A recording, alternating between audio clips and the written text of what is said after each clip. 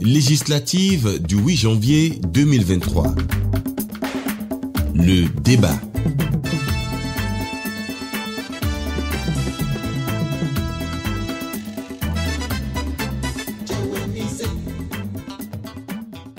« 763 candidats pour seulement 109 sièges disponibles au Palais des gouverneurs à Porto Novo. La bataille s'annonce rude et pour tirer son épingle du jeu, il faut séduire l'électorat, convaincre par ses idées les valeurs du parti et surtout le programme de législature. La haute autorité de l'audiovisuel et de la communication vous donne l'occasion, chers candidats, de vous adresser aux populations où qu'elles se trouvent. Mesdames et messieurs, bonsoir et merci de nous rejoindre dans cette émission spéciale consacrée au débat entre les acteurs politiques donc des 7 formations en lice pour le scrutin du 8 janvier prochain.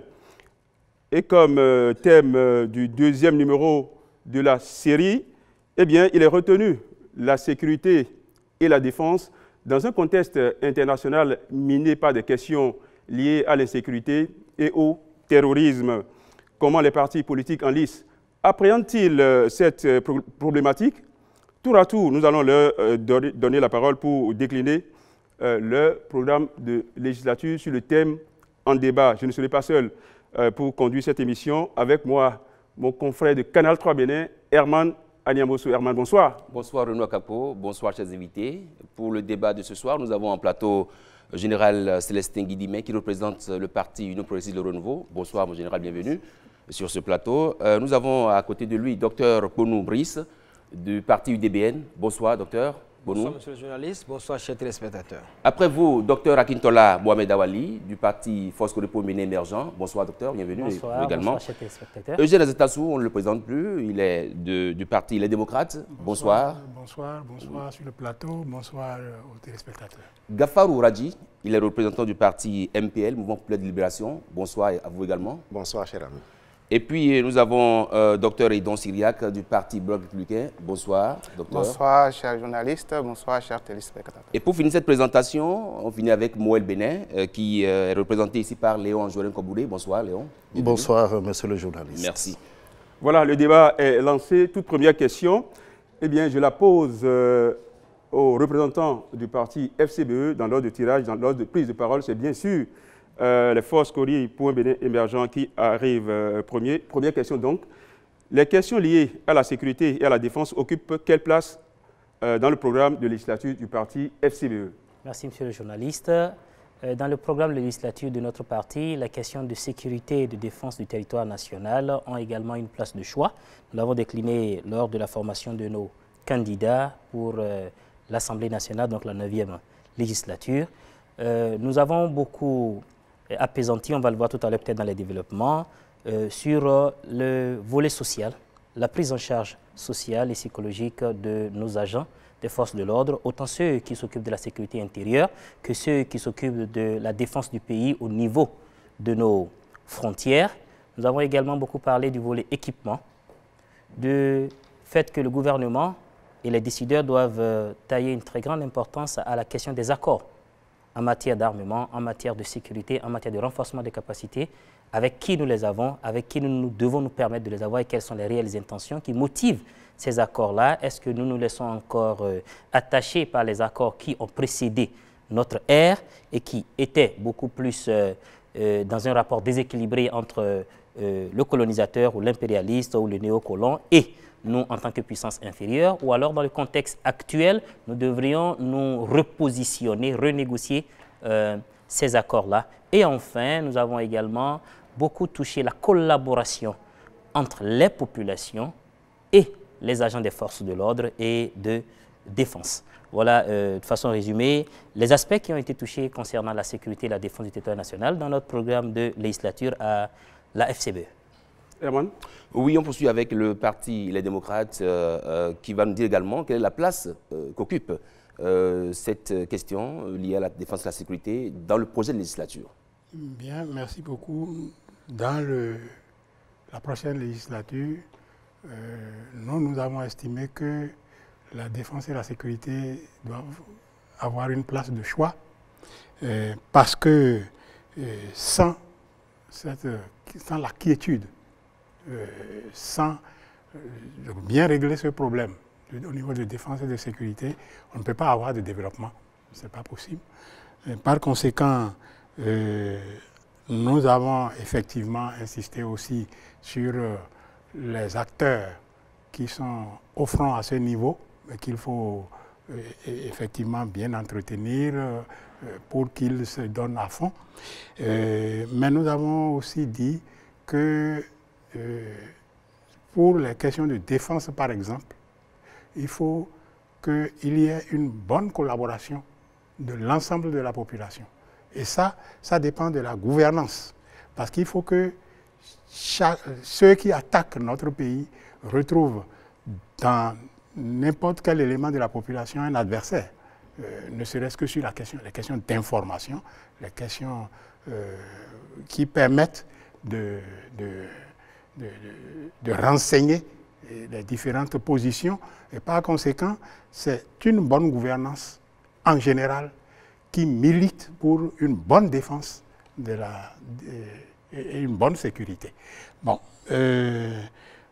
nous avons pensé aussi qu'il faudrait une clarté, une bonne clarté des options prises par le pouvoir, l'exécutif notamment, dans les questions de défense et de sécurité, parce que, par exemple, ça fait longtemps que les pays limitrophes subissent des attaques djihadistes, mais nous avons fait comme si nous n'étions pas concernés, tout simplement parce que le Parlement n'a pas joué son rôle. Pour nous, le Parlement doit jouer son rôle de contre-pouvoir à ce niveau-là précis et à d'autres, pour qu'il y ait une clarté dans les options qui sont prises pour les questions de défense et de sécurité.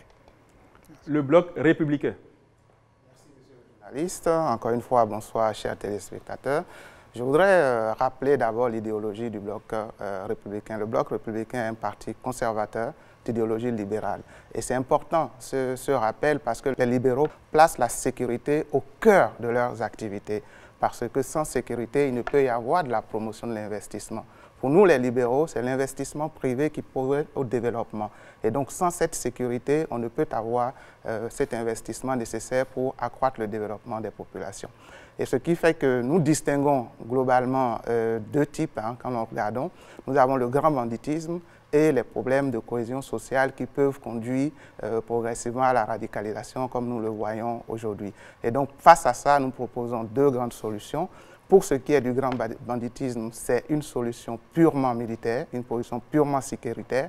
Et pour ce qui est des questions de cohésion sociale, des conflits interpersonnels qui peuvent conduire à la radicalisation, il est nécessaire de combiner la question sécuritaire et les questions de développement. Et donc, nous œuvrons dans ce sens-là dans notre programme. Si vous prenez les trois axes clairs du programme, qui est le renforcement d'abord du développement du Bénin, l'amélioration, le renforcement aussi de la résilience et enfin la consolidation de la cohésion sociale. Quand on prend tous ces trois axes, on voit que le développement, la cohésion sociale permet de nourrir le développement et améliore les conditions de vie des populations. Et donc les questions sécuritaires ne peuvent qu'être une question, ça fait partie de notre ADN, comme je l'ai dit au départ, à cause de notre idéologie et de notre mouvement qui est un mouvement vraiment basé sur une idéologie bien définie. Merci. On va écouter Moël Béné sur la question. Je vous remercie, monsieur le journaliste. Nous partons d'abord d'un constat. Comment notre gouvernement, depuis quelques années, a pu faire face à ces défis de sécurité ou de défense. Je crois qu'il faut être honnête, avoir également le regard sur d'autres pays et reconnaître que notre pays, que notre gouvernement, qui a à sa tête le président Patrice Talon, a fait un travail méthodique, a fait un travail important pour limiter, je dis bien, les risques en matière terroriste. Malheureusement, en matière de sécurité, il n'y a pas de risque zéro. On a subi quelques attaques ces derniers mois. C'est la preuve que nous devons reconsidérer notre approche sur cette question. Alors, le projet de législature de Moël Béné, c'est « Osons l'inclusion pour un Bénin inclusif ». Vous savez, que ce soit les attaques terroristes ou le grand banditisme, ce qui fait le lit pour l'avancée de ces phénomènes, c'est la pauvreté. Ce qui fait le lit pour ces phénomènes, c'est l'exclusion sociale. Comment faire en sorte que nos compatriotes, où qu'ils soient sur le territoire national, soient inclus dans notre processus de développement? C'est notre challenge. La lutte contre le terrorisme ou bien une bonne sécurité n'est pas seulement une question militaire ou une question d'équipement. Si vous ne faites pas en sorte que les populations puissent être incluses dans un processus de développement, que les populations puissent avoir les choses, je veux dire, élémentaires, rudimentaires, vraiment, je pense que c'est une façon de les exclure de notre processus de développement. Et évidemment, quand les populations se sentent abandonnées, elles se jettent malheureusement dans les bras de ces bandits ou de ces terroristes. Alors déjà, je dis qu'il faut reconnaître les efforts du développement, insister sur l'inclusion sociale et aussi, parlant de la lutte contre le terrorisme également, féliciter le gouvernement pour cette initiative d'Accra, dont le président Patrice Talon parle beaucoup et dont il est l'un des leaders, parce que cette initiative d'Accra nous positionne dans un élan sous-régional, puisque le phénomène n'est pas national. Ce n'est pas seulement le Bénin qui est aujourd'hui attaqué. Et donc, nous avons le devoir, si nous sommes à l'Assemblée nationale, de favoriser vraiment l'inclusion, la participation du Bénin dans cet élan sous-régional. Parlant de sécurité de police ou bien des réformes intervenues dans ces secteurs, tout le monde, y compris l'opposition, peut reconnaître que les réformes au niveau de la police, tout ce qui est formation, équipement, tout ceci participe franchement à une modernisation de notre sécurité, surtout en milieu urbain. Mais comme je le disais, le Bénin ne se limite pas aux villes, il faut penser vraiment aux populations qui sont dans des zones rurales pour qu'elles ne soient pas la périphérie du développement social. Merci. Union progressiste, le renouveau, la parole est à vous. Merci, monsieur le journaliste. Merci et bonsoir, chers téléspectateurs. Les questions de défense et de sécurité occupent une place centrale dans le projet de législature du parti UP Le Renouveau. Parce que, en fait, nous sommes partis du postulat qu'il n'y a pas de développement sans sécurité ni paix et que les lourds investissements qui sont consentis aujourd'hui doivent être protégés pour pouvoir porter leurs résultats. Dans notre projet de législature, nous soutenons les réformes engagées au plan de la sécurité et de la défense et nous allons travailler à les améliorer en mettant toujours l'homme au centre de toutes ces réformes-là.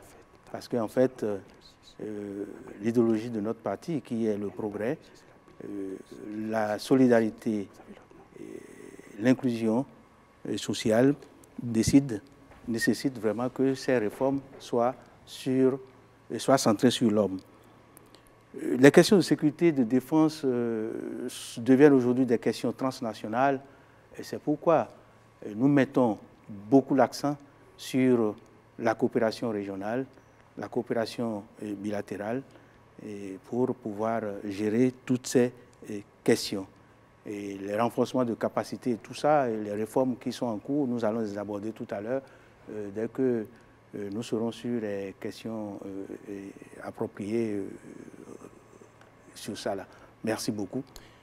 L'ordre de passage a été quelque peu écorché. On devait écouter l'UDBN avant l'UP Le Renouveau. UDBN, sur la question de défense et sécurité, quelle place occupe ce sujet-là dans votre projet de législature? Merci, monsieur le journaliste. Bonsoir, chers téléspectateurs. Je suis heureux d'être devant vous ce soir pour vous dire la question de sécurité et de défense au sein de l'UDBN est le cœur même du symbole du parti. Je commence par décortiquer un peu, commençant par la définition de UDBN. Union. lorsque nous disons union, quand il y a union, il y a la paix. La paix est carrément l'opposé de l'insécurité, de la guerre et autres. Démocratique, lorsqu'il y a la démocratie, lorsqu'il y a l'alternance qui est prônée et promue, vous êtes sûr qu'il n'y aura pas de soulèvement. Pour un Bénin nouveau, le Bénin nouveau, c'est un Bénin où chaque citoyen béninois se sent chez lui, se sent à l'aise, se sent dans sa peau, trouve à manger, trouve où vivre aisément. Et je reviens sur le symbole du parti politique qui est le maïs. Le maïs déjà mûr, le maïs prêt à consommer. Vous savez, il y a plusieurs types d'insécurité. Et ce que nous constatons généralement, c'est la faim qui amène les gens à aller vers le banditisme. C'est le manque qui conduit les gens à aller vers ça. L'UDBN a choisi de tout faire, de légiférer autrement au niveau de la 9e législature pour permettre à chaque Béninois, où qu'il soit, quoi qu'il fait, de vivre aisément, de trouver à manger son pain tous les jours. La question de sécurité et de défense émane surtout du pouvoir central. C'est le pouvoir central qui définit les axes, les stratégies. Mais l'UDBN s'invite au débat désormais pour redéfinir le concept même de la chose. Et s'il faut, orienter les débats dans le sens où on doit mettre le citoyen béninois au cœur même de la sécurité nationale. Parce que tant qu'il n'y a pas une poche d'insécurité à l'interne, on ne pourra pas avoir des attaques externes. Merci beaucoup. Le mouvement populaire de libération, pour fermer la première marche. Merci beaucoup. Bonsoir, chers téléspectateurs. C'est encore une fois un réel plaisir pour nous d'être ici aujourd'hui pour parler fondamentalement des questions de sécurité. Je voudrais rappeler qu'on ne peut aller à un développement harmonieux, intégral d'un pays sans un climat de paix et de sécurité. Et cette dynamique, le mouvement populaire de libération y participe à travers son projet de législature dont la vision est un engagement partant de notre engagement. La vision qui est de faire du Parlement béninois un levier de l'enracinement de la démocratie et le développement intégral du Bénin. Nous sommes d'accord que les questions de sécurité sont des questions beaucoup plus dévolues à l'État central, mais de notre position de député, nous devons y contribuer. Nous pensons que nous avons ressenti le débat autour de deux aspects principaux. Nous pensons que la sécurité doit être d'abord humaine, quand on parle du grand banditisme, et la sécurité liée à la défense du territoire. Pour nous, notre action, puisque nous savons le rôle d'un député, le rôle d'un député, c'est voter les lois, contrôler l'action du gouvernement et, dans une certaine mesure, animer la vie politique. Nous pensons que notre action sera beaucoup plus de revoir les accords qui ont été conclus par notre pays depuis le Moyen-Âge et qui aujourd'hui gouvernent toujours les aspects sécuritaires. J'ai suivi une intervention où pour pouvoir prendre des équipements, il faut d'abord avoir une certaine autorisation. J'ai la chance que sur ce plateau, on a un homme de rang ici qui pourra peut-être nous éclairer davantage sur cette cas. Mais nous pensons que ce qui est déterminant pour ce qui concerne, vous savez, les questions de sécurité humaine, comme le grand banditisme, sont beaucoup plus liées fondamentalement aux questions de pauvreté, d'inclusion, mais aussi c'est le propre du développement du territoire. Vous allez voir les pays ou les villes dans lesquelles il y a beaucoup plus de ces cas de banditisme sont les villes qui ont connu une certaine expansion. Le développement appelle effectivement à l'insécurité. Donc il va falloir alors travailler ou renforcer la capacité ou les compétences des villes pour qu'ils soient capables, puisque si nous ne maîtrisons pas la situation au niveau local, il sera difficile de pouvoir la maîtriser au niveau national. Donc nous pensons qu'il faut trouver un mécanisme pour renforcer un peu la compétence des villes, pour qu'ils soient en adéquation, ils soient à même de faire une riposte conséquente. Nous pensons aussi qu'il faut développer une collaboration active avec les populations. Puis sans renseignement, aucune sécurité, aucune mesure n'est possible, vous voyez. Donc il faut développer une collaboration avec les populations à la base. Nous pensons fondamentalement qu'il faut inciter le gouvernement à faire de la formation, à prendre des équipements. Nous pensons également qu'il faut développer, c'est ça qui est très important, et là, quand je parle de cet aspect, je fais référence à la question de défense du territoire, donc de la lutte contre le terrorisme. Il faut développer un partenariat avec les pays de la sous-région, les pays à l'international, fondamentalement aussi les pays qui ont très tôt connu ces cas-là, puisque nous ne pouvons pas, pour pouvoir segmenter les cibles et les potentiels risques, nous ne pouvons pas le faire seuls. Les questions de terrorisme ne sont pas des questions propres à un pays, c'est des questions transversales. Il faut se unir pour pouvoir travailler ensemble et parvenir à une solution consensuelle. Nous pensons qu'il faut instaurer un cadre de concertation. Un cadre de concertation, parce que quand on parle de terrorisme, beaucoup plus, c'est vrai que nous parlons des questions de pauvreté, d'inclusion, mais au fond, c'est une guerre idéologique. C'est pourquoi nous, au MPL, nous disons que la question du terrorisme n'est pas une question militaire, ce n'est pas une guerre militaire, ce n'est pas une guerre d'armement, donc c'est une guerre idéologique. Partant du fait que la plupart des gens qui sont appelés dans ce concept sont d'une religion et que, bon, il va falloir, je pense que nous avons pensé qu'il faut développer un cadre de concertation avec les acteurs de ces religions ou élargir à toutes les confessions religieuses, toutes les sensibilités religieuses pour qu'ensemble nous puissions, puisque personne n'est à l'abri. Le terroriste, quand il va dans un milieu pour aller détruire, il ne calcule généralement pas qui est qui, il fait ce qu'il a à faire. Et nous pensons qu'en mettant en place ces mécanismes, je rappelle que notre rôle n'est pas de nous mettre en action. Notre rôle est de donner les directives, de donner les moyens au gouvernement, puisque le député ne construit pas de puits. Donc, nous ne pouvons pas aller acheter d'armement. Donc, c'est mettre les mécanismes en place et fondamentalement encadrer ça. Et puis, il y a un aspect qui nous tient beaucoup particulièrement à cœur, c'est l'aspect de la motivation. Vous savez, on envoie des forces de l'ordre aller défendre le pays, la nation, et leur situation n'est pas si reluisante. Nous avons pensé qu'il faut un statut spécial pour ceux qui sont appelés pour aller faire ce combat-là, parce que par ailleurs, ils vivent véritablement, quand ils vont à ces missions, ils sont très heureux et avec le cœur à joie pour pouvoir aller défendre le pays. Donc il faut trouver un mécanisme.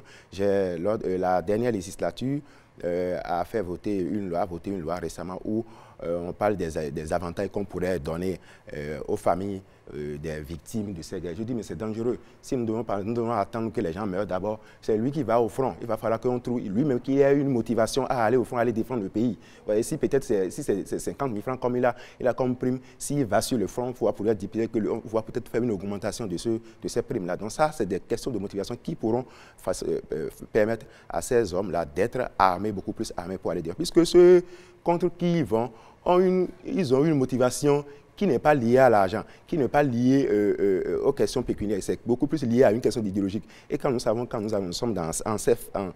en face de ces questions, c'est très compliqué de faire une lutte acharnée. Donc voilà un peu ce que nous pensons que nous pouvons faire, tout en insistant que nous ne pouvons pas faire ce combat sans les pays de la sous-région et à l'international. Voilà une deuxième question qui appelle vos réactions. Nous allons commencer par le parti FCBE. Vous le savez, le domaine de la sécurité et de la défense a été marqué au Bénin par des réformes.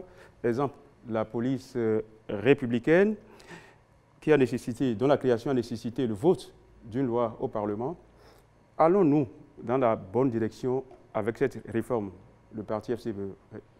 Merci beaucoup, monsieur le journaliste. La question ne se pose en réalité pas dans est-ce que cette réforme elle est bonne ou pas, mais la question est beaucoup plus comment est-ce que cette réforme-là est menée et quels sont les impacts que nous avons sur le terrain en analysant. Nous sommes déjà là. Il faut d'abord remarquer que la fusion de l'ancienne gendarmerie et de la police pour donner un seul corps que nous avons appelé la police républicaine a soulevé quand même beaucoup de remous. pas surtout au niveau de la population, parce que la population elle est majoritairement assez ignorante des vrais enjeux, mais au sein même de cette corporation. Lorsque vous questionnez nos frères qui sont, et nos sœurs bien sûr, qui sont dans cette corporation qu'est la police républicaine, les frustrations ne manquent pas. Un ancien gendarme, un ancien policier, nous avons fait implémenter cette réforme-là pendant des années, mais jusqu'à aujourd'hui, le mariage n'est pas encore vraiment bien scellé. Et c'est déjà ça, lorsqu'à l'intérieur, des gens qui doivent se battre coude à coude, doivent s'entraider, doivent se protéger mutuellement, ne s'entendent pas déjà ou ne se voient pas réellement comme des frères de sang, permettez que je le dise, au lieu de parler frères d'armes. Je pense que quel que soit ce que vous faites, il va toujours manquer de l'efficacité ou de l'efficience. Ça, c'est déjà une chose. La réforme, elle est là et cette corporation est confrontée sur le terrain à la question de la sécurité intérieure.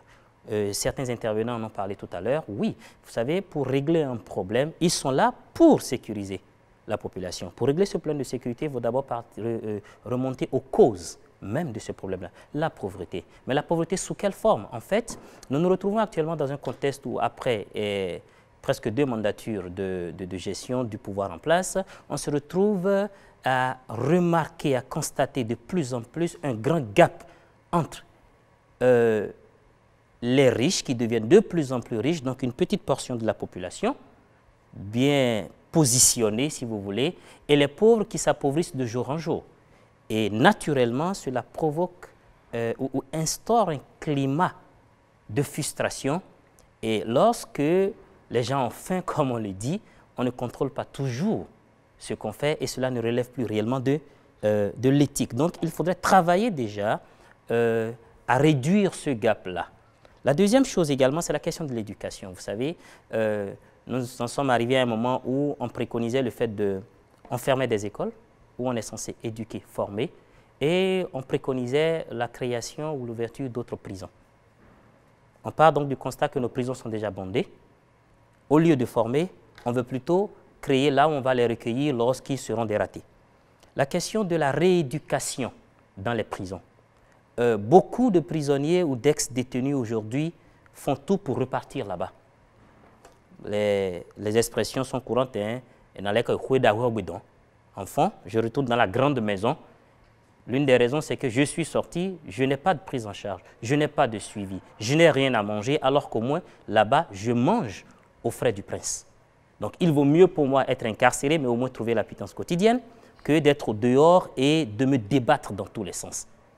Lorsqu'ils sont là, il faudrait que nous puissions travailler à... c'est un centre de rééducation. Et lorsque nous remettons ces détenus-là en liberté, nous devons avoir de meilleurs citoyens, puisqu'ils sont allés là-bas pour qu'on corrige ce qui n'a pas marché dans le processus et qui a fait qu'ils se sont retrouvés là-bas. Leur prise en charge dans beaucoup de pays, cela ne demande pas quand même grand moyen. Ce que nous dépensons pour les maintenir là-bas peut être dépensé pour prendre en charge, pour orienter, pour, comment on appelle, guider vers l'emploi, former et ainsi de suite, mettre des psychologues, comment on appelle, à contribution.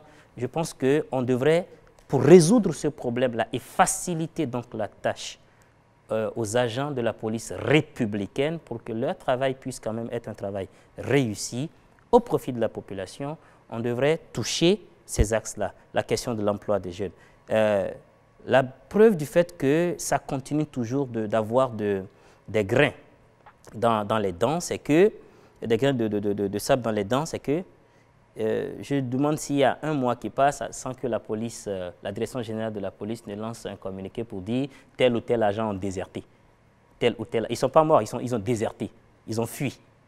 Alors, ils ne se sentent plus à l'aise, ils ont disparu. Vous voyez, donc la question devrait être prise par ce bout-là. Et je pense que s'il est fait ainsi, on pourrait peut-être sentir mieux le bon, l'efficacité, l'efficience de cette réforme que nous sommes en train d'implémenter depuis quelques années. Merci. Oui, il faut rappeler aux candidats qu'ils ont, aux représentants des partis politiques, qu'ils ont en même temps de parole, 3 questions ou 4 pour 11 minutes environ. On va écouter les démocrates sur la question, ce domaine-là, qui est marqué par la réforme au niveau de la police républicaine. Est-ce que nous sommes sur la très bonne voie ou sur la bonne voie? Merci beaucoup. Que nous soyons, à partir de ces réformes, on peut faire le constat que l'application des réformes a conduit à beaucoup de grogne au niveau de la police. Il y a beaucoup de plaintes. Il y a, comme l'a dit mon prédécesseur, des désertions. Ce n'est pas possible que dans un pays où l'emploi est comme il est, quelqu'un qui a un emploi comme ça déserte. Ça veut dire qu'il y a un problème. Mais le problème qu'il y a, c'est que moi je trouve que la 8e législature n'a pas joué son rôle, notamment à ce niveau-là. Parce que les questions de sécurité sont des questions importantes. Les questions d'emploi sont des questions importantes. Mais on n'a jamais entendu des interpellations au niveau du gouvernement pour dire mais qu'est-ce qui se passe? C'est ça qui doit nous permettre d'éclaircir. La mise en œuvre de la réforme, c'est comme pratiquement toutes les réformes qui sont mises en œuvre maintenant, les aspects participatifs qui conduisent à une bonne réforme, à ce qu'il y ait une adhésion des acteurs à la réforme pour faire marcher les réformes, ces aspects participatifs ne sont pas nécessairement bien pris en compte. Et parfois ne sont pas pris en compte du tout. Et on met en œuvre une réforme, et puis ça, c'est cas et l'institution qui doit jouer le rôle de contre-pouvoir. Le rôle de contre-pouvoir, ça ne signifie pas du tout que c'est pour enquiquiner, non, mais c'est pour permettre de clarifier, comme je l'ai dit tout à l'heure, de clarifier les enjeux, de clarifier les différents axes et de faire en sorte que les choses se comprennent mieux et que bon, les perspectives soient plus claires. Or, l'institution n'a pas joué ce rôle. Donc, on ne peut pas dire que cette réforme a marché. Cette réforme n'a pas marché. Elle gagnerait à être reprise, à être rediscutée, à être redimensionnée pour qu'on puisse avoir effectivement à ce niveau-là des acteurs qui s'impliquent et qui donnent d'eux-mêmes. Ça a manqué, à mon avis, au niveau de cette réforme, au niveau de la police. Et bon, je ne peux pas dire que c'est une réussite. Voilà, merci. Le bloc républicain est sur la même question. Merci beaucoup. Avant de répondre à la question, je voudrais clarifier, en tant que partie quand même de la mouvance, clarifier certains propos que j'ai entendus ici. Il faut éviter, quand on s'adresse à sa population, de la marginaliser ou de la sous-estimer. Dire que la population est ignorante, je ne crois pas qu'elle est ignorante. La grande majorité de la population comprend très bien et le peuple béninois est vraiment en veille et arrive à suivre aujourd'hui. On voit d'ailleurs la pression du contrôle citoyen qui a été marqué depuis 2016 avec les réseaux sociaux. Les populations sont en information, ils ont l'information, même si certaines informations sont déformées, mais ils arrivent quand même à suivre et elle est loin d'être ignorante. On ne peut pas prôner la cohésion sociale et stigmatiser des gens. Quand on veut être élu, quand on prétend à des postes à l'Assemblée nationale, on ne peut pas dire ici aujourd'hui au Bénin, et il faut méconnaître même la question réelle de terrorisme ou de l'extrémisme violent qui frappe l'Afrique de l'Ouest, c'est que, contrairement à ce que vous pouvez voir en Afghanistan, qui était basé sur des idéologies, chez nous, ce n'est pas des questions idéologiques en réalité. Toutes les études l'ont montré, il y a eu des études très sérieuses qui ont montré qu'il ne s'agit pas de questions, des questions idéologiques, mais beaucoup plus des questions de cohérence sociale et des questions de certaines ethnies et certaines personnes qui se sentent exclues. Et donc, il ne faut pas stigmatiser une religion particulière pour dire que la plupart viennent de ces religions-là, donc ces religions-là, c'est les religions des terroristes. En faisant ça, et vous prenez en même temps la cohésion sociale, je pense que vous êtes en train de vous perdre et de faire un faux chemin. Alors, deuxième chose et troisième chose, on a parlé ici de beaucoup de questions de l'emploi. Rien que dans le quinquennat passé, c'était 800 000 emplois qui ont été créés. Et rien qu'avec G10 aujourd'hui, on est à 1800 emplois qui ont déjà été créés. Et il y a des emplois qui sont encore en train d'être créés. Et l'éducation a été le secteur dans lequel le gouvernement actuel a le plus investi et a fait les mieux de réformes d'éducation et la santé. Avec le programme qui est en cours sur les questions de l'enseignement et la formation professionnelle. Donc, quand on fait un mauvais diagnostic, on propose une mauvaise solution à la population. Et donc, pour revenir à la question que vous avez posée, c'était une très bonne initiative. Et nous, au Bloc républicain, nous supportons cette initiative-là parce qu'elle permet de mutualiser les ressources, aussi bien les ressources humaines que les ressources financières. Certes, il y a certaines mesures d'accompagnement que nous veillerons pour accompagner et améliorer. Certaines ont été mises en place encore. Aujourd'hui, nous pensons qu'il faut améliorer ces mesures-là. La question de désertion, le général est là, il vous dira que ça ne date pas d'aujourd'hui. Et ce n'est pas la mutualisation qui a conduit à la question de désertion. Et donc nous, au Bloc républicain, puisque nous avions su des thématiques précises, des groupes de réflexion, et d'ailleurs animés la plupart du temps par des jeunes, ces groupes de réflexion sont en train de proposer des mesures déjà pour arriver aujourd'hui à consolider et éviter limiter ces questions de désertion. Vous pouvez juste augmenter les ressources, ce n'est pas non plus une question de ressources. Le diagnostic a montré que le mal est ailleurs, parce que vous pouvez augmenter les ressources. On a les militaires et les policiers, les forces de défense nationale sont payés à temps, leur salaire augmenté. Quand vous allez en mission, vous avez des primes spécifiques, mais malgré ça, il y en a qui quittent le secteur et qui désertent. Mais ce n'est pas dû réellement à la réforme que nous connaissons de la mutualisation des deux forces. Et donc, il faut vraiment bien connaître ce qu'on est en train de faire pour pouvoir savoir la vraie solution à proposer aux populations. On va écouter à présent Mouel Béné sur cette question-là. Oui, je vous remercie. Avant de répondre de façon précise à la question, j'aimerais quand même préciser au doyen Azatassou des démocrates que la législature qui est en train de finir a quand même pris des initiatives sur le plan de la sécurité et de la défense. Je ne veux même pas parler des prises de parole ou du déplacement de certains députés sur certains sites qui avaient été attaqués par des terroristes. Donc franchement, on ne peut pas dire aujourd'hui devant les caméras que cette législature n'a rien fait en matière d'accompagnement pour le gouvernement sur le plan sécuritaire ou sur le plan de la défense. Alors la réforme dont vous parlez, c'est-à-dire la mutualisation des forces entre la gendarmerie, entre l'ancienne gendarmerie et la police, c'est clair que ce qui nous intéresse aujourd'hui, c'est l'efficacité, les effets de ces réformes. Alors, ce que moi j'ai constaté, puisque au début de cette réforme, je n'étais pas vraiment résident au Bénin, mais ce que j'ai constaté, quand je compare l'efficacité de la police il y a 10 ans à ce qu'on voit aujourd'hui, on voit une police plus proche de la population. Une police qui fait l'effort d'être là où il y a des hommes. On voit une police qui fait l'effort d'être dans les rues secondaires la nuit. On voit une police qui dialogue avec les populations. On voit une police qui comprend que la population a besoin d'elle.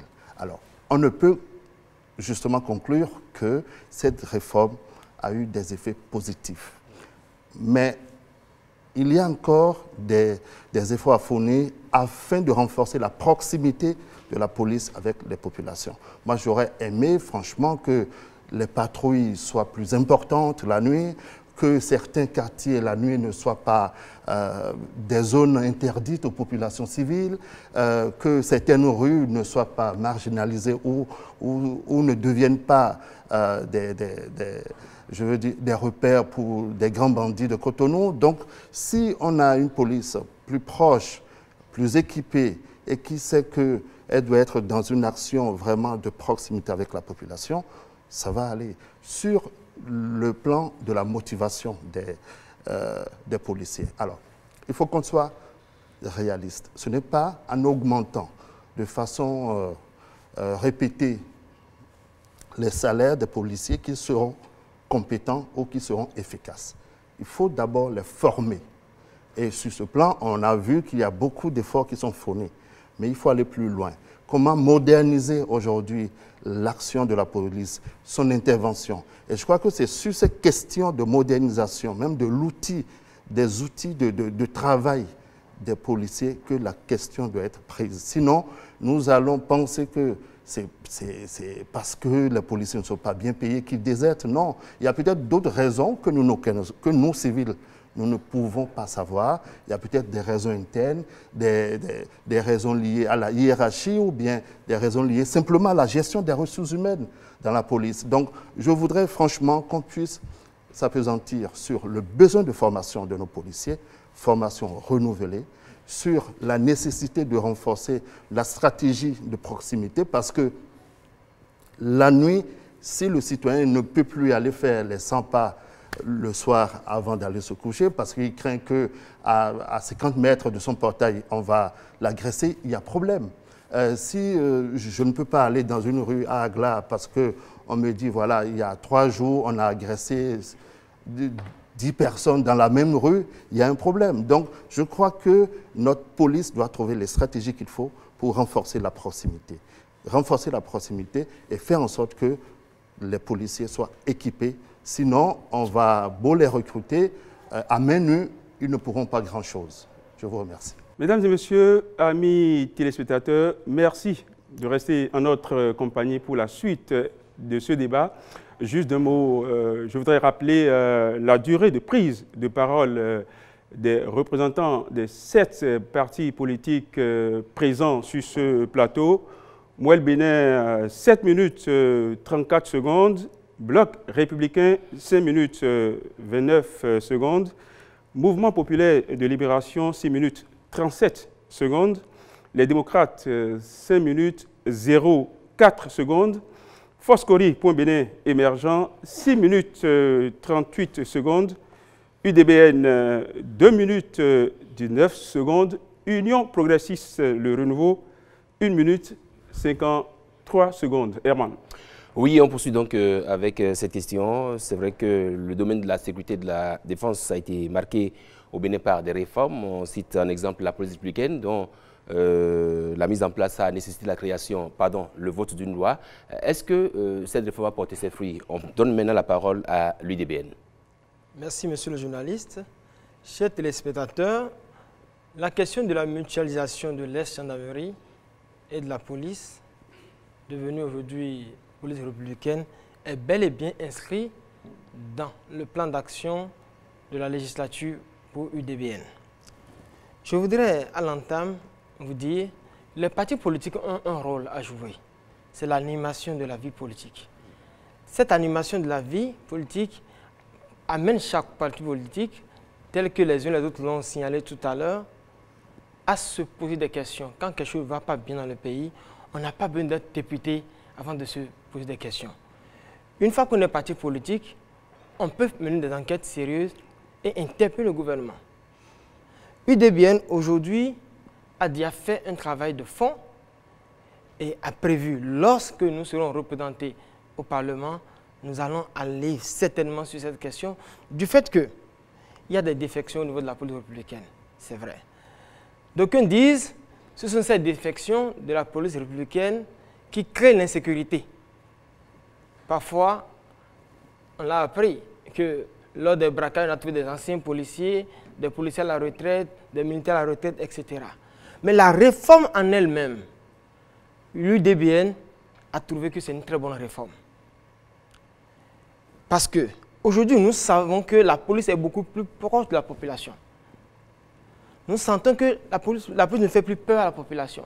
Nous sentons que la police vient en aide à la population. Nous sentons que la police s'intéresse réellement à la sécurité des biens des personnes. Mais du fait qu'il y a quelques soucis, souffrons que toute réforme a des couacs. En tant que parti politique, l'UDBN sait et l'a déjà inscrit dans son agenda qu'une fois au Parlement, nous allons interpeller le gouvernement sur certains points.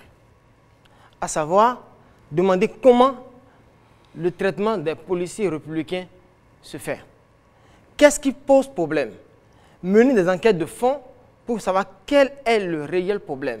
Parce que les informations que nous avons de ça et là ne sont pas toujours vérifiées. Aujourd'hui, les Béninois se sont scotchés sur les réseaux sociaux et n'utilisent que les informations des réseaux sociaux. Nous savons qu'il y a beaucoup de désinformation. L'UDBN, en tant que parti politique, et surtout parti des jeunes et des femmes, a décidé d'aller au fond de la question. Et nous l'avons inscrit dans notre agenda et nous le ferons. Donc, en ce qui concerne la mutualisation de la gendarmerie et de la police, nous ne trouvons aucun problème à ça, mais cette réforme est à améliorer. Merci, monsieur le journaliste. Union progressiste, le renouveau, sur le même sujet. Merci. Merci de me donner l'occasion de me prononcer sur cette question. D'abord, pour faire quelques mises au point. J'ai entendu tout à l'heure des choses qui ne reflètent pas exactement la réalité. Tout d'abord, je ne suis pas un homme du rang, je suis un officier général, donc il y a des choses qu'il faut améliorer. Cela veut dire que la culture sécuritaire au niveau de nos partis politiques peut poser problème. Les questions de motivation, je vais réagir. Les questions de motivation, en fait, je ne sais pas si les propos que les camarades ont tenus, je ne sais pas s'ils les ont documentés. Mais si c'est sur des rumeurs, j'aimerais bien les inviter à aller se pouvoir. Relativement à la prise en charge des ayants droit des militaires policiers décédés au champ d'honneur, je crois que c'est la première fois dans notre pays qu'une réforme comme ça a été menée et les ayants droit sont entièrement pris en charge. C'est la première fois. C'est des choses qu'il faut corriger. Je félicite les camarades qui ont bien compris la quintessence de la réforme. Et au sein de toute corporation, il y a toujours des frustrations. Il y a toujours des frustrations. Et la police républicaine, c'est 5 ans. C'est 5 ans. Donc, c'est trop peu pour qu'on dise que la réforme a pris, la réforme n'a pas pris, la réforme est... Mais c'est un état final que nous sommes en train de rechercher qui va prendre du temps. Si vous prenez la Belgique aujourd'hui, qui a commencé avant nous depuis 1998, ils sont encore en train d'avoir des problèmes de gestion des ressources humaines. Et toute réforme appelle de la résistance au changement. Donc tout ce que vous entendez là, dans les réseaux sociaux, les propos, c'est des nostalgiques et qui procèdent vraiment de la résistance au changement. Et c'est des questions qu'il faut traiter dans la gestion des ressources humaines. Est-ce que, la question que je vais poser aujourd'hui à nos populations, est-ce que la sécurité n'est pas mieux assurée qu'aujourd'hui que dans la période de 2005 et 2016? Oui. Et beaucoup de camarades l'ont signifié tout à l'heure. J'ai le privilège d'avoir assisté à toutes les réformes que nous avons engagées, pas en tant que peut-être observateur et en tant qu'acteur. Je continue de dire que s'il y a une réforme à soutenir aujourd'hui et qui nous concerne tous, s'il y a une réforme à améliorer, c'est la réforme concernant la force unique de sécurité intérieure que nous appelons la police républicaine. La police est plus proche des populations aujourd'hui. Les désertions, mais il y en a partout. Même dans les armées américaines et françaises, il y a toujours des désertions. Mais je vous dis que c'est des phénomènes assez marginaux. Mais si le gars, en postulant pour la police, il trouve mieux ailleurs, on ne le retient pas. Il peut partir. Et je ne sais pas si vous avez le nombre exact de policiers qui sont partis. Je ne sais pas s'ils atteignent 20. Et sur les 12 000 que nous continuons aujourd'hui, mais c'est un épiphénomène, c'est très marginal. Il faut chercher à comprendre. Et si vous avez des difficultés, posez la question aux acteurs, aux porte-parole de la police nationale, de la police républicaine et autres personnes qualifiées, pour qu'on vous indique. Mais si vous voulez vous baser sur les rumeurs, si vous voulez vous scotcher aux réseaux sociaux, vous ne pouvez pas aller à l'Assemblée avec ça. Merci. La fusion. La fusion, c'est un bel exemple. Un exemple à poursuivre. C'est l'innovation majeure que notre pays a apportée au système de sécurité connu dans la culture francophone. Et en France, que par héritage colonial nous copions tous, mais ils ont reversé aujourd'hui la gendarmerie au ministère de l'Intérieur depuis 2009.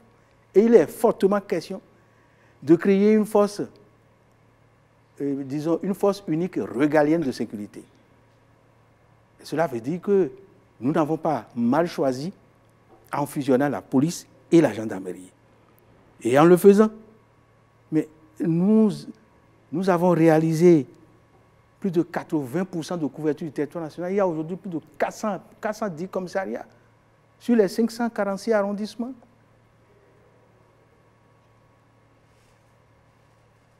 Le sentiment d'insécurité a diminué. Et du point de vue de la circulation sur les corridors, de la liberté de passage sur les corridors, nous avons été classés premiers de la CEDEAO. Et quand vous allez à l'international, les gens vous demandent, mais comment vous avez fait? Comment vous avez fait? Et il y a eu un sondage, pas fait par nous, par l'Institut Afro-Baromètre, qui estime à 76% aujourd'hui la confiance que les Béninois portent à la police républicaine. Ils ont plus confiance à la police républicaine qu'aux élus. Donc cela veut dire que si nous parlons des mêmes populations, parce que j'ai entendu dire que la réforme n'a pas marché, qu'il faut reprendre, qu'il faut redimensionner, qu'il faut faire... Non, la question n'est plus là aujourd'hui. C'est comment améliorer ce qui est fait et qui a été apprécié à l'intérieur comme à l'international. Aujourd'hui, les commissariats ont des fonds de roulement, ce qui ne s'est jamais passé depuis 60 ans. Et c'est pourquoi vous ne les voyez plus sur les routes, enfin, du moins, disons, un peu moins, en train de réclamer des sous ou bien en train de demander du soutien aux mairies et aux préfets.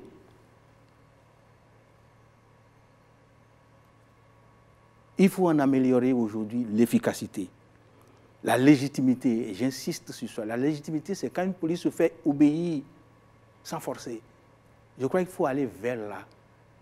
La légitimité de notre police et la proximité spatiale, on l'a déjà réalisé avec le maillage qui est en cours.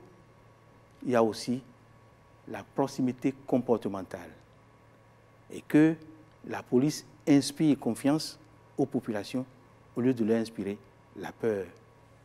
De faire en sorte que tout ce qui est kaki, tout ce qui est bleu marine, tout ce qui est militaire ne soit plus étranger à nos populations. C'est dans cette confiance, parce que c'est la confiance qui entraîne la collaboration. On ne travaille qu'avec celui en qui on a confiance. Et aujourd'hui, le travail de la police républicaine tend vers là. Et quand vous voyez, vous lisez bien les justificatifs annoncés par le gouvernement pour créer la police républicaine, j'ai entendu mutualiser, non, c'est la fusion. Ce n'est pas la mutualisation, c'est la fusion. Cela veut dire que progressivement, les deux forces feront une seule force. Et la police républicaine, comme je le dis, c'est l'état final recherché. Une seule force de sécurité intérieure.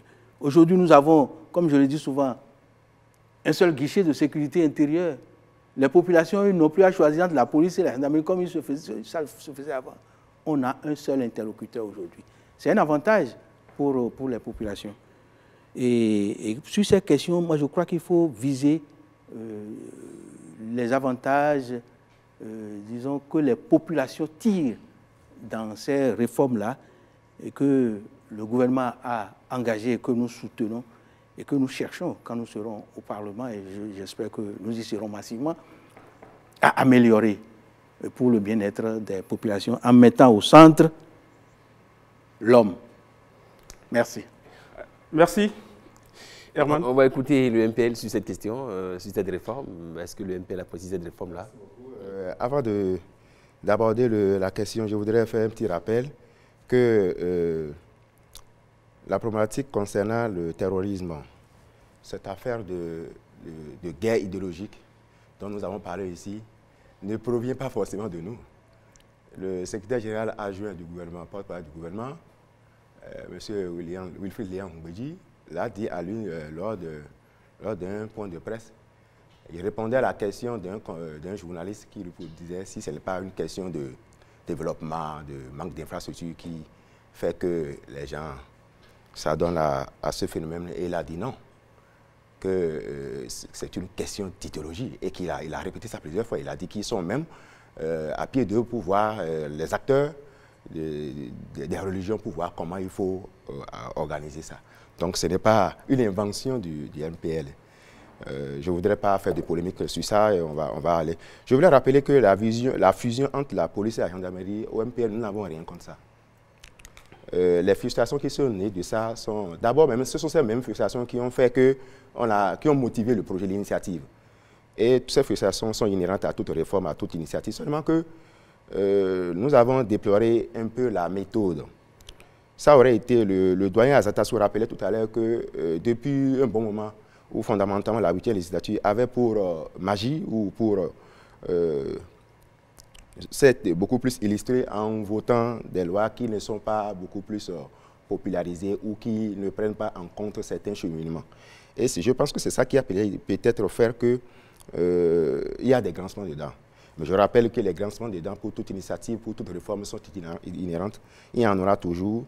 Et même nous pensons qu'une fois au Parlement, notre action sera d'œuvrer à ce que, pour permettre à ce que le gouvernement puisse intensifier les sensibilisations au sein de la corporation pour favoriser une compréhension mutuelle. Normalement, ça doit concerner même du premier au dernier agent de la police. Et ça, ce serait un moyen de beaucoup plus renforcer le projet, l'initiative de fusion. Parce que avoir deux unités de forces de l'ordre qui jouent pratiquement les mêmes rôles, il va forcément avoir problème des problèmes. C'est pourquoi nous pensons qu'il n'y a pas véritablement un problème. Est-ce que la réforme a marché? Nous pensons, j'ai eu la chance de lire le rapport de Afrobaromètre, et que comme c'est une étude réalisée, nous pensons effectivement qu'il y a beaucoup plus, les populations ont beaucoup plus confiance à la police républicaine. Et nous avons même testé certains dispositifs, notamment la police scientifique, et qui nous a montré que vraiment, véritablement, il y a du bon qui se fait. Mais nous pensons qu'il faut renforcer tout ce qui se fait, faire en sorte que d'ici, la police n'a que 5 ans, d'ici 10 ans, nous puissions balayer un peu de revers de main tous les grincements des dents, toutes les irrégularités qui ont été constatées. Merci. Voilà, une troisième question sur laquelle vous êtes appelés à réagir, chers invités. Vous le savez, la lutte contre le terrorisme, c'est un sujet de grande actualité. Nous commençons par le parti FCBE. Que préconise le parti FCBE pour enrayer le phénomène? Merci beaucoup. Je vais revenir tout à l'heure sur certains propos que j'ai entendus par-ci et par-là qui m'interpellent et qu'il faut que je clarifie. Mais répondant d'abord à votre question, je dirais que le programme de législature de la Force Cori pour un Bénin émergent préconise d'abord un contact ou alors une identification de ces poches de terrorisme-là. Les zones qui ont été touchées, qui sont susceptibles d'être touchées, c'est déjà ça. Et identifier quelles sont les causes endogènes qui pourraient faciliter la pénétration de ces agents terroristes-là au Bénin. C'est déjà la première des choses à faire et endiguer ces causes-là. On commencera déjà par là. Il y a la question de l'équipement. Le gouvernement fait des efforts, mais vous savez, lorsque nous allons armer, alors qu'il faut préconiser l'information, le renseignement, afin de limiter le nombre d'hommes que nous perdons, nous préférons beaucoup plus pencher pour investir dans le renseignement, dans l'information, afin de pouvoir limiter plutôt que d'aller combattre. Et que combattre de façon physique ou envoyer nos hommes au front ne soit que le dernier recours, en fait, lorsque nous n'avons pas pu endiguer déjà à la naissance du phénomène. C'est déjà ça. Nous l'avons déjà cité, on ne va pas revenir dessus. Vous savez, lorsque les populations sont marginalisées, lorsque les jeunes n'ont pas d'emploi, qu'ils sont beaucoup plus pénétrables, qu'ils sont beaucoup plus susceptibles à accepter de ces genres d'offres-là. Et aussi mettre à contribution, bien sûr, les confessions religieuses, parce que ce sont elles qui forgent beaucoup plus l'esprit et l'âme. Et lorsque le travail il est bien fait, et que ce qui est dit, ce qui est appris est bon, sur le plan éthique, on ne va pas comment on appelle, assister à ces genres de glissements-là. Et aussi encourager nos agents de défense. Comme l'a dit le doyen Azetassou tout à l'heure, c'est-à-dire, je crois bien que c'est lui, ou mon compatriote du MPL, ce n'est pas une question de lorsqu'il mourra, on prendra en charge sa famille. Ce n'est pas motivant en fait. ce n'est pas motivant. On prendra en charge sa famille ou ses enfants. C'est déjà là qu'il faut le motiver. Il faudrait travailler sur la fierté de défendre son pays. Il faudrait travailler sur ce sens de patriotisme-là. C'est la question, c'est la réponse que j'ai à donner. Mais je reviens cependant sur un propos de mon compatriote du BR tout à l'heure. Je pense que mon frère a mésinterprété mon propos lorsque je parlais d'ignorants. Tout à l'heure, pour prendre juste un exemple, hein, vous avez traité l'officier d'homme de rang. Vous voyez, ce sont de ces genres de méprise-là. C'est pas comme si vous n'étiez pas intellectuel ou savant. Mais bon, c'est arrivé comme ça. Vous ignorez peut-être qu'un homme de rang est peut-être différent d'un génie. Je ne sais pas trop. Même moi, je ne le sais pas. Même moi, je suis ignorant de la question. Donc, ce qu'il essayait de dire, quand je parlais d'ignorant pour la population, ce n'était pas péjoratif. C'était juste pour dire que même nous, intellectuels, ignorons la teneur de certaines lois qui sont votées. Vous voyez? Dans l'implémentation, on ne sait pas réellement quels sont les détails. On les perd souvent de vue. C'est ce que j'appelais en fait, comment on appelle, la population est majoritairement ignorante d'eux. On ne sait pas réellement qu'est-ce que ça a donné, qu'est-ce qu'ils ont dit, puisqu'on n'a pas publié.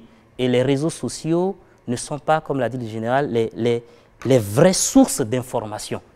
Parce que c'est libre en fait, c'est des médias libres, c'est très facile en fait de désinformer là-bas, d'intoxiquer là-bas. Donc c'est ce que je voulais dire lorsque je parlais, comme on appelle, d'ignorants. L'autre chose également, c'est que par rapport à... il y a certaines propositions que nous avons faites, nous de l'opposition, qui ont, à mon avis, été balayées du revers de la main. En fait, de notre posture, nous avons une vision qui est différente de celle de ceux qui sont en action. Je veux parler de ceux de la mouvance. Donc c'est ce que nous pensons d'eux, ce qu'ils font d'eux et pensent d'eux, qui construisent en fait le Bénin. Donc, on doit pouvoir souffrir que nous puissions critiquer, parce que ça, c'est notre travail à nous. Attirer l'attention, parce que quand on est en feu de l'action, on ne voit pas tous les angles. Donc, attirer l'attention sur certains détails. Ici, ça ne marche pas. Ici, il faut corriger. Je pense que c'est ce que nous avons fait depuis le début. Le parti FCBE a épuisé son temps d'antenne, son temps d'intervention. Idem pour le parti Union Progressiste Le Renouveau. Donc, vous l'aurez compris, la gestion du temps compte dans cette discussion. Nous allons poursuivre avec les autres partis politiques qui ont encore une marge temporelle. Tout à fait. Herman Niamboussou. Oui, on poursuit avec le parti Les Démocrates sur ce que ce parti projette en matière de lutte contre le terrorisme. Avant d'en arriver là, je voudrais dire que on m'a dit que la 8e législature avait beaucoup fait pour la sécurité. Et comme exemple, on m'a indiqué qu'un député s'est même déplacé sur le front. C'était un bel exemple de ce qui a été beaucoup fait. Ça, je ne vais pas insister là-dessus. Mon problème, moi, c'est que on devrait avoir une clarté par rapport aux actions qui sont menées. Je donne un exemple. On nous a dit, ça, il a circulé, je n'ai pas vu le matériel, que les Chinois nous ont offert des choses. On nous a dit, il a circulé, je n'ai pas interrogé les gens, que les Français sont quelque part en train de nous instruire sur les questions. Bon, ça correspond à quoi, par exemple? Ça là, pour clarifier ça, pour clarifier la ligne qui a permis d'aboutir à ça, si le gouvernement n'a pas pu faire la clarification, les députés, en l'interpellant, auraient pu nous permettre de comprendre. C'est un exemple pour dire que si on ne... Pour les questions de clarté, je n'ai pas vu la 8e législature jouer son rôle. Ça fait.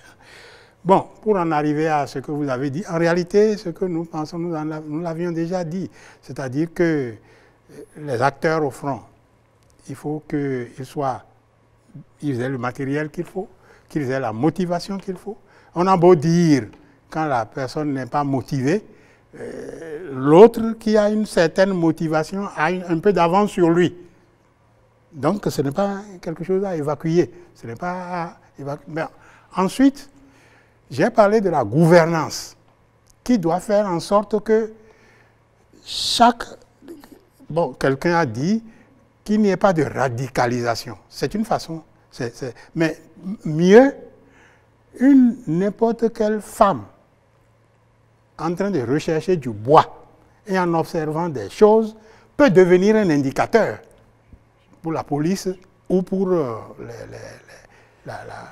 en tout cas un indicateur de sécurité.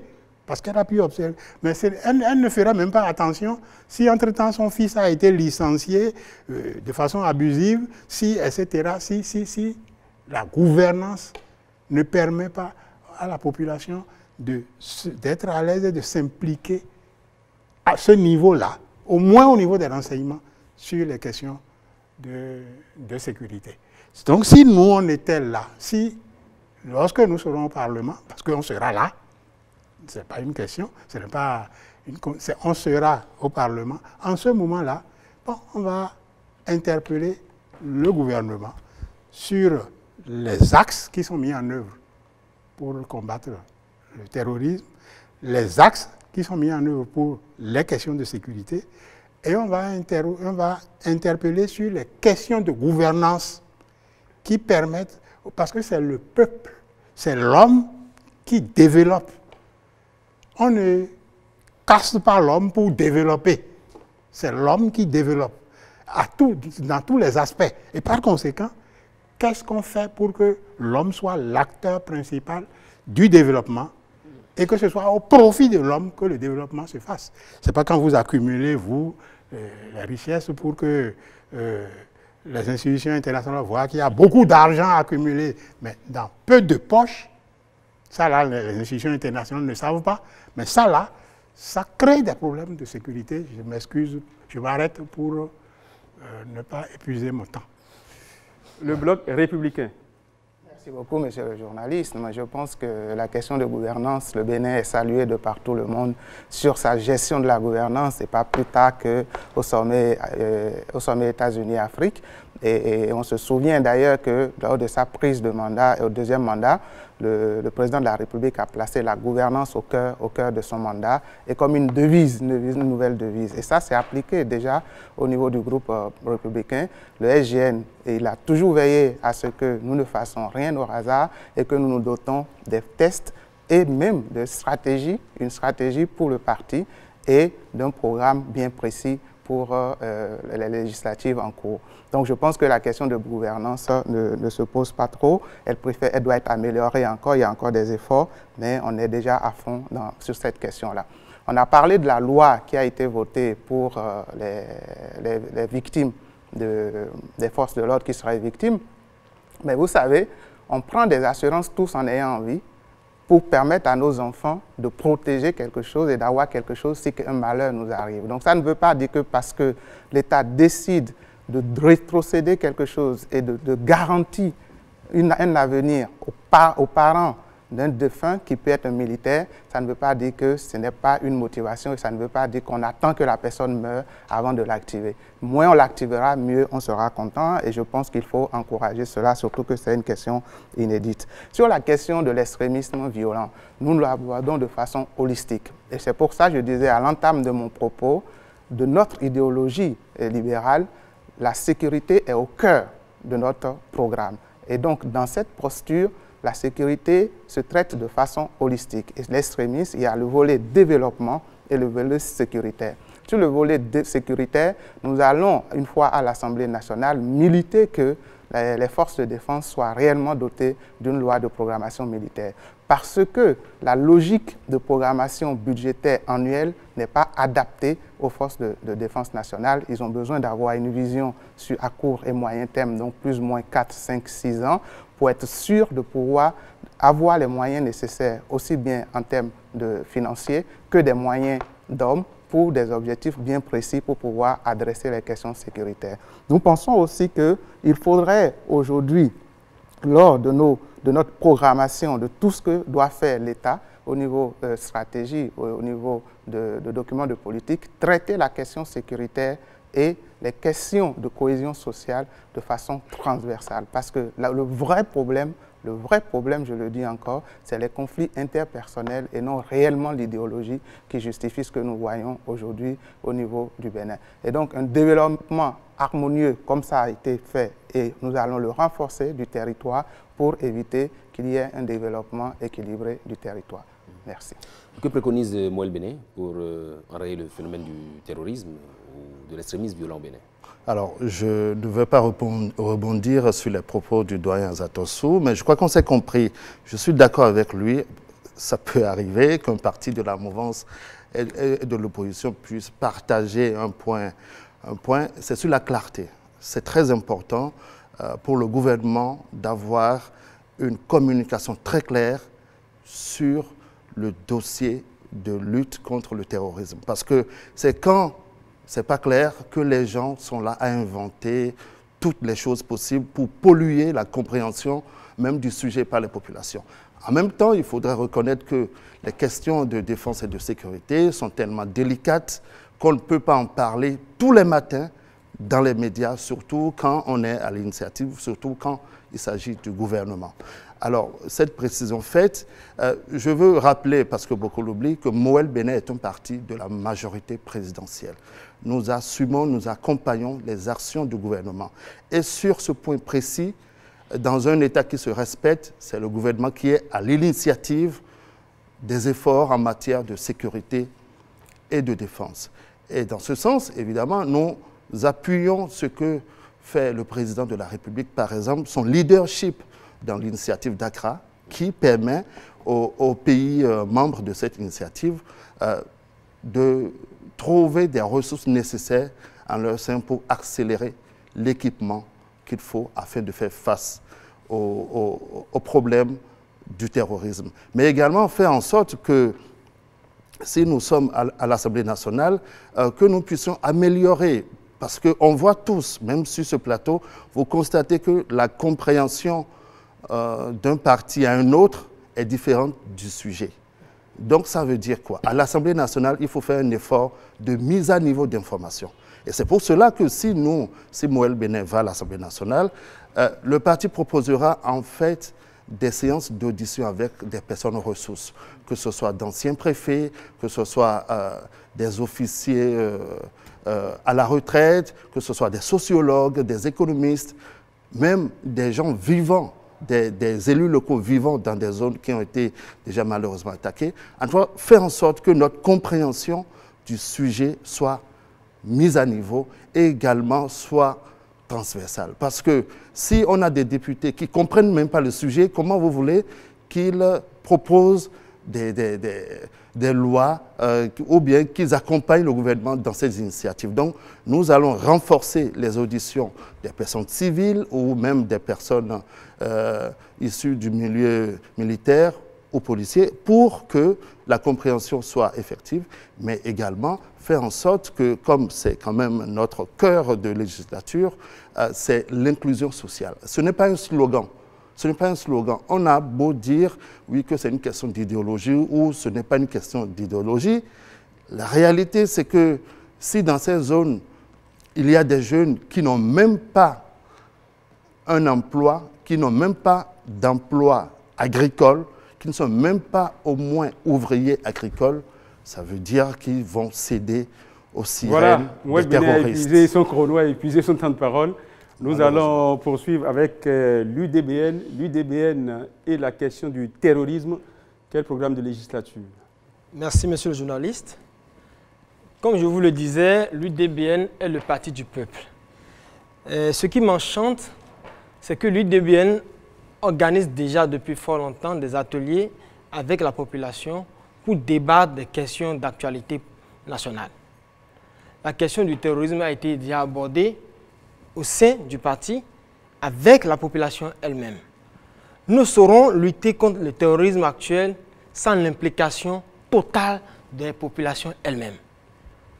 Oui, le gouvernement va se doter du matériel, va se doter du partenariat, c'est vrai. Mais la population elle-même a un rôle à jouer, a un grand rôle à jouer. Et pour le faire, notre parti, Union démocratique pour un Bénin nouveau, s'inscrit dans un rôle avant-gardiste. Pour d'abord aller vers la population, renforcer les capacités de cette population à l'écoute et à faire attention à tout ce qui se passe autour d'elle-même. Et nous avons mis l'accent particulier sur la révision de certaines lois déjà votées par les anciennes les législatures. Je parle par exemple de la loi sur la transhumance. Parce que par le biais de la transhumance, nous avons beaucoup de pénétration. Il faut revoir les lois et voir les points forts et les points faibles et voir où est-ce qu'on peut travailler sérieusement pour la sécurité. Amener le gouvernement à impliquer le Parlement dans le choix des partenaires stratégiques pour ne pas avoir les mêmes problèmes que nos pays frontaliers. Je veux parler du Burkina, du Mali dernièrement. Il faut que le gouvernement, avant de prendre des choix stratégiques en matière de défense et de sécurité, consulte le Parlement. Le Parlement doit désormais consulter le peuple pour que les choix que le gouvernement va faire, va opérer, ne soient pas contraires aux choix que le peuple aurait souhaité. Il faut investir sérieusement dans l'éducation et la formation. Parce qu'un homme bien éduqué, bien formé, saura que faire. Quand on va lui poser des choses qui ne sont pas réellement ce qui va pour sa gouverne, il saura comment refuser et que faire. Il faut s'intéresser sérieusement au traitement de nos agents de sécurité, je parle de la police républicaine, j'étais venu sur ça avant, et de nos agents de défense, je parle des militaires et paramilitaires. Donc, c'est autant de choses qu'il faut faire pour s'assurer que le terrorisme sera totalement évacué. La question de l'implication des leaders religieux est très prépondérante sur la question de la gestion du terrorisme. L'UDBN a déjà, depuis fort longtemps, commencé par mener des ateliers, des formations à la base avec les chefs religieux pour les impliquer dans la gestion de la chose politique. Donc cela est très important pour pouvoir remédier au terrorisme. Le Renouveau ayant déjà passé son temps de parole, on va donner la parole à l'OMPL qui n'a plus qu'une minute également pour suivre la question. J'espère que dans la minute que j'ai, je pourrais dégager 30 secondes pour que le représentant de l'UPL Renouveau puisse nous aider à répondre à une question. Parce que tout à l'heure, j'ai entendu, si vous avez des difficultés de compréhension, vous ne savez pas certaines choses, il faut aller vers la police, il faut aller vers tout. Je voudrais alors je vais lui laisser le temps pour nous dire comment on pourrait faire ça. Parce que je ne suis pas sûr qu'un parti d'opposition aille vers la police républicaine, pas parler de la police républicaine pour qu'on puisse nous donner certaines informations.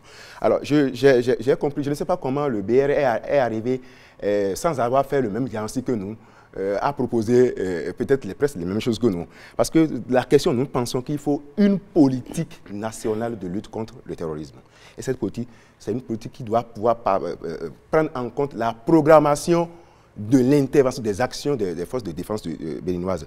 Et pour ça, nous pensons qu'il nous faudra mettre en place une loi aussi claire qui planifie comment cette lutte doit se faire. Nous pensons aussi, en s'alliant sur la méthode de l'UDBN, qu'il faut sécuriser nos frontières et par conséquent une loi sur la protection de nos frontières, sur l'immigration. Voilà, excite le mouvement populaire de libération. Pour ce qui est du temps de prise de parole, c'est terminé. Nous allons poursuivre la course avec les trois partis politiques qui ont encore quelques secondes à glaner pour conclure. Oui. Nous avons les démocrates qui ont encore quelques secondes, le Bloc républicain et l'UDBN. Herman, on va les écouter sur le mot de la fin. Voilà, la conclusion avec les démocrates. Tout à fait, oui. Merci beaucoup. Les questions de défense et de sécurité, comme toute la gestion du pouvoir, a été tributaire de l'étouffement du débat national. Le débat national n'existait plus, n'existe plus. Et nous, si on va au Parlement pour réinstaurer le débat national. Quand on parle de clarification, ça veut dire qu'on n'a pas discuté. On ne discute pas. Si vous n'êtes pas content, vous ne pouvez pas le dire. Ou si vous le dites, dans certains contextes, on cherche des trucs et on vous... Non. L'étouffement des libertés, l'étouffement du débat national, ça dérange dans tous les aspects de la gouvernance, surtout dans les questions de défense et de sécurité. Il faut absolument... C'est vrai que ce n'est pas des questions qu'on va discuter tous les jours. En public, il y a certainement des problèmes de stratégie, mais enfin, il y a une orientation nationale qu'on doit adopter, que la nation doit adopter, et dans laquelle doivent s'insérer les différentes stratégies. Et ça n'a pas eu lieu. Ça n'a pas lieu, et c'est ça qui a été la cause, en réalité, des problèmes que nous avons vécus. J'espère que les auditeurs nous suivent, que la population nous suive et qu'il faut réinstaurer le débat national. Nous, on va au Parlement réinstaurer, pour ça. vous l'avez dit, Merci le Parti Les Démocrates a fait passer son message. Il y a eu le temps qu'il faut pour le faire. Herman, on va continuer. Nous avons 2 minutes 30 pour le bloc républicain. On va l'écouter sur la question, sur le mot de la fin. Merci beaucoup. Je dirais au doyen qu'il vient de faire le débat. Donc je ne vois pas quel débat il veut restaurer encore, puisqu'il est là aujourd'hui, on est en train de débattre.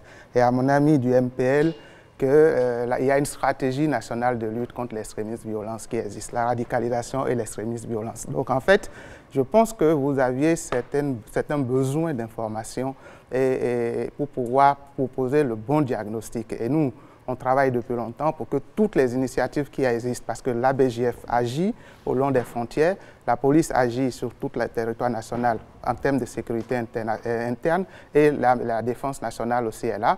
On veut que toutes ces initiatives fassent une initiative intégrée qui vont avoir une feuille de route claire avec les développements qu'il faut à côté. Donc nous disons simplement que nous sommes encore ici, bien évidemment, pour une élection législative. Donc nous ne serons pas, ce n'est pas une élection pour l'exécutif. Et donc c'est le contrôle de l'action gouvernementale et faire voter des lois qui vont impacter et changer la vie des Béninois. La vision Alafia 2025 arrive à échéance. Le Bénin va entamer une nouvelle vision qui va passer d'une concertation nationale et la question sécuritaire, le bloc républicain verra à ce que la question sécuritaire soit prise dedans pour que les Béninois se projettent et ça va être notre vision commune et nous voterons cela par une loi ou voire un référendum pour que cela soit imposé à tout le gouvernement qui passera parce que ça va être la vision commune des Béninois. Pour finir, je dirais que l'action de contrôle gouvernemental ira et la gouvernance sera au cœur et la sécurité aussi sera au cœur de l'action du BR lors de ces élections et lors de son mandat au Parlement. Je vous remercie. Voilà. Dernier parti politique à disposer de quelques secondes pour conclure, l'UDBN. Merci, monsieur le journaliste.